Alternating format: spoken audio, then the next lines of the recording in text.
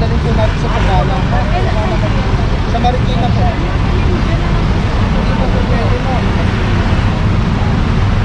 Operation po. Wala po kami po. Ay, hindi po po pwede. Huli na po. Huli na. Opo. Mana Marikina. Ay, hindi po. Hindi po pwede. Operation po ito. Operation po ng joint operation ng local sa kanang national.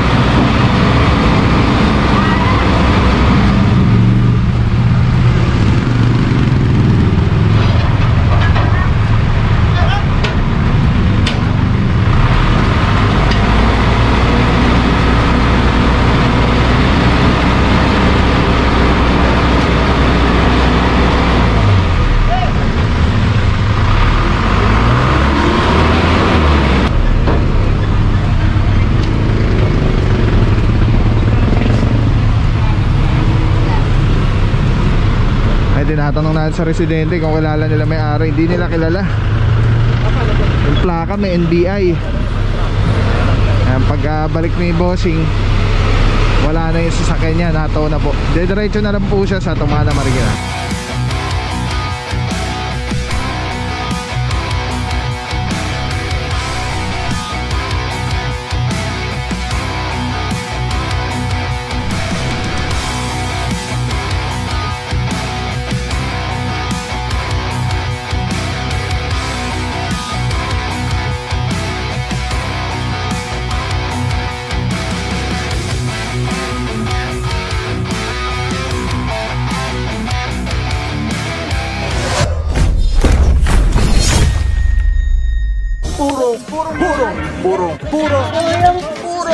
Purong pagmamahal.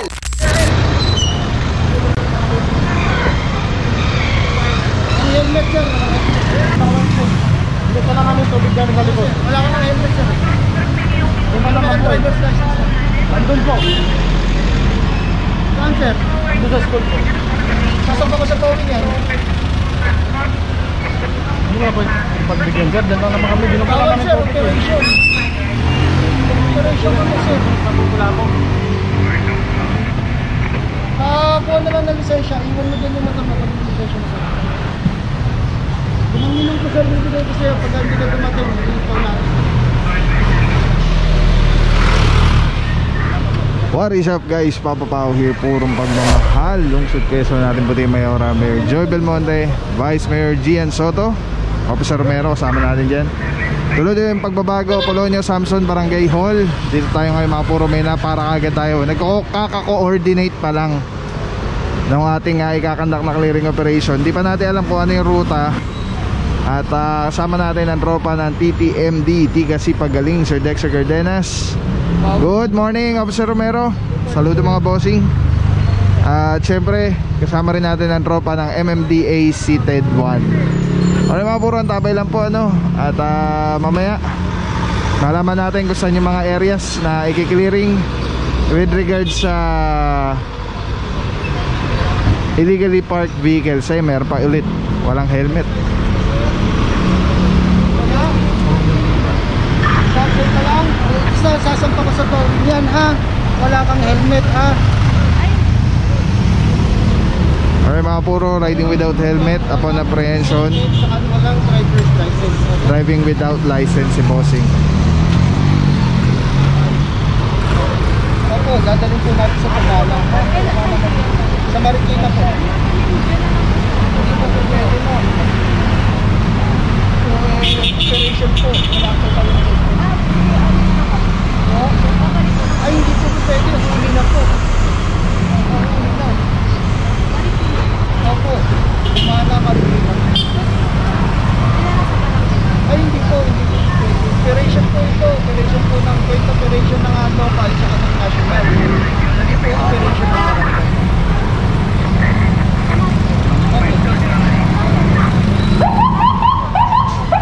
Saan niyo po malalaman, ma'am?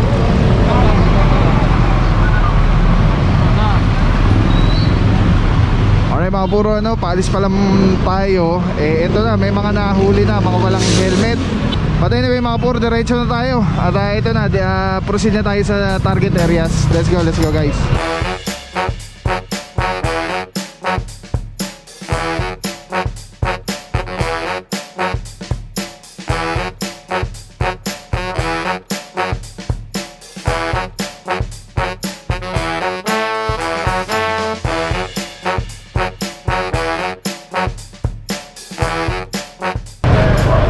Puro, ito binaybay natin yung Kaingin Road. Andito na tayo sa Don Manuel. At hindi ko lang alam kung ito na yung pinakareklamo. Daming tao, ano kayo meron dito?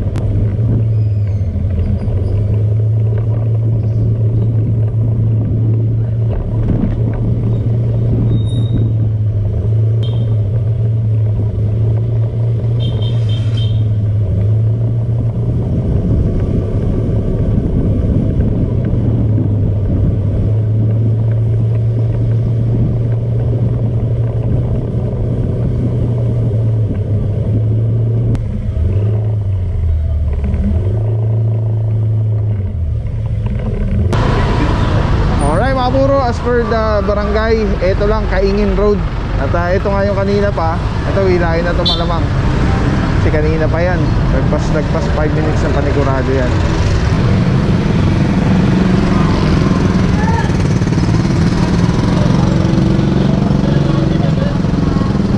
Alright mga puro, so far ito nakakuha na yung mga motorsiklo dito sa bangketa. NMAX, tapos Click. Sinasampan ako.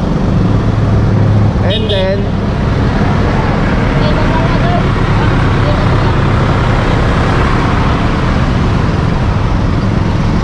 ito, natikita na ba to o nahila na?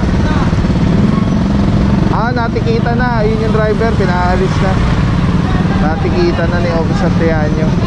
Okay, tara balik tayo mga puro.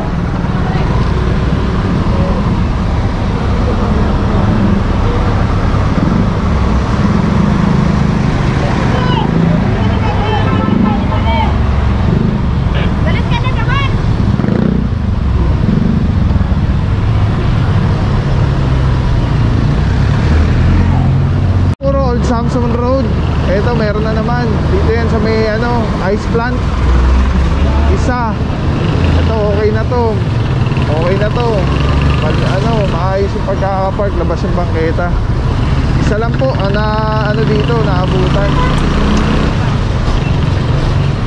Tingnan lang natin sa bandang dulo. Balintawak na po ito.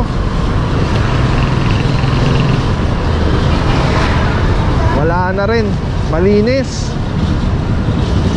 Okay, balik ulit tayo mga puro. Dito lang isa.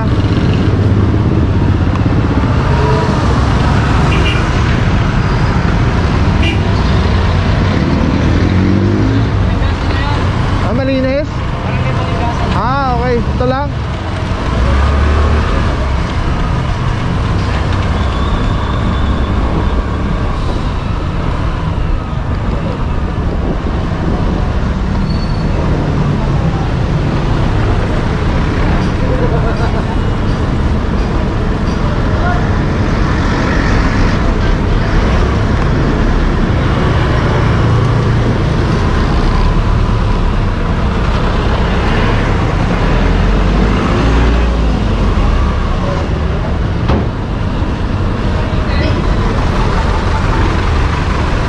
puro, so isa lang, ito lang SUV, di ko lang alam kung 5 minuto na po ito.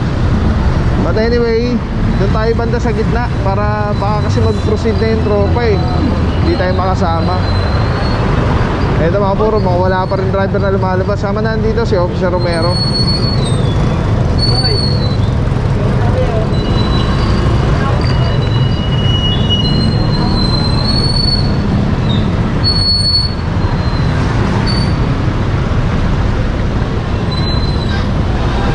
Standby lang muna tayo dito. Okay mga puro, dito sa may baba sa Old Samson Road, nagkakahila na pala dito. By the way mga puro, no, ang team leader natin today si Officer Delarama. Alright, yan, nandito si Officer Alvario, Officer Batilo.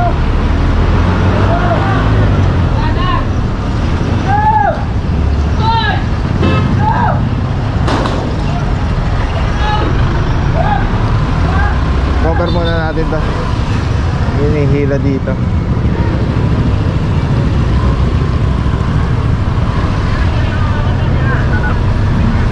Alright mga puro, may nahila na dito isang taxi. Team leader natin today si Officer Delarama.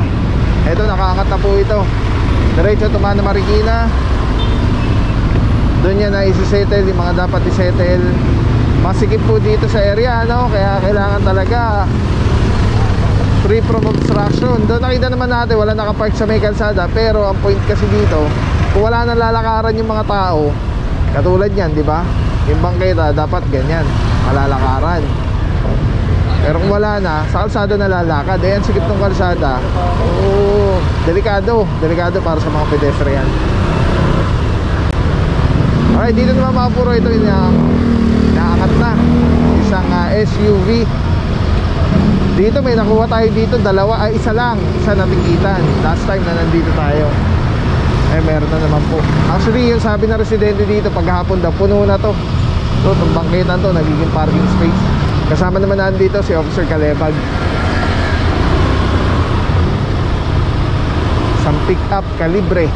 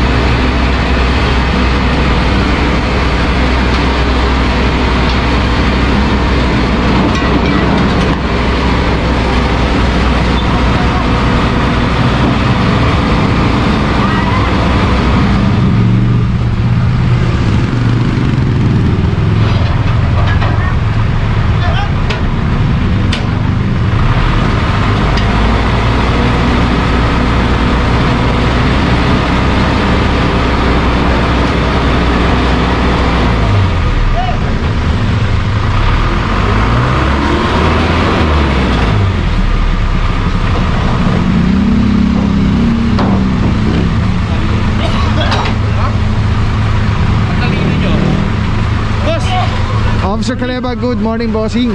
Yan, sama na si Officer Calebag. Dito sa area may nahila na pong isang pick up. Kasama rin natin dyan si Officer Rance ng MMDA Seated 1. NBI pa pala to.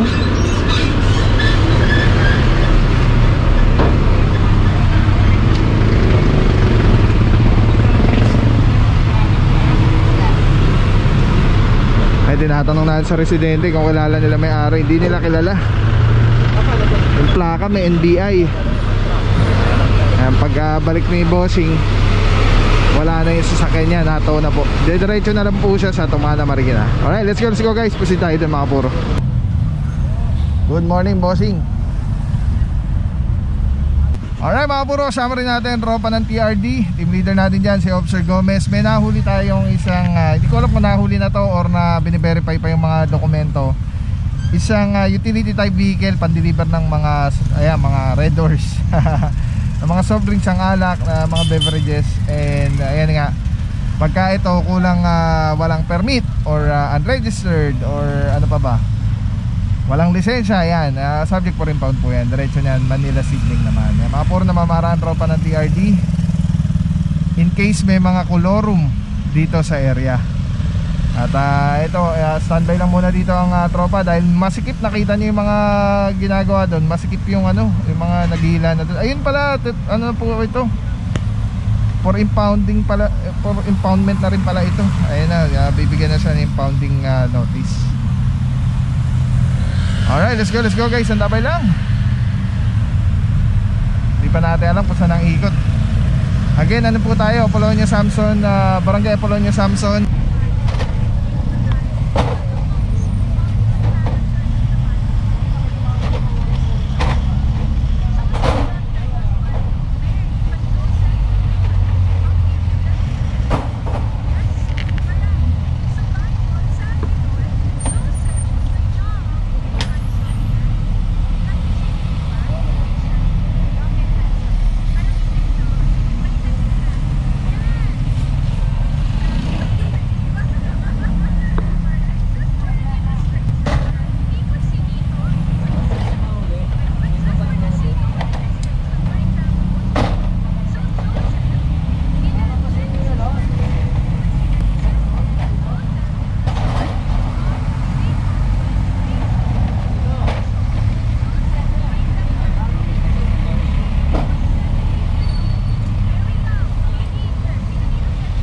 Maraming salamat sa iyo. Walang papapaw. So thank you so much sa walang sakong support, tiwala. Wala akong masabi kundi thank you so much. Thank you sa Panginoon at ingat kayo palagi. Again, kung wala akong papapaw. So thank you so much. God bless you. Purong pagmamahal. Thank you so much. God bless.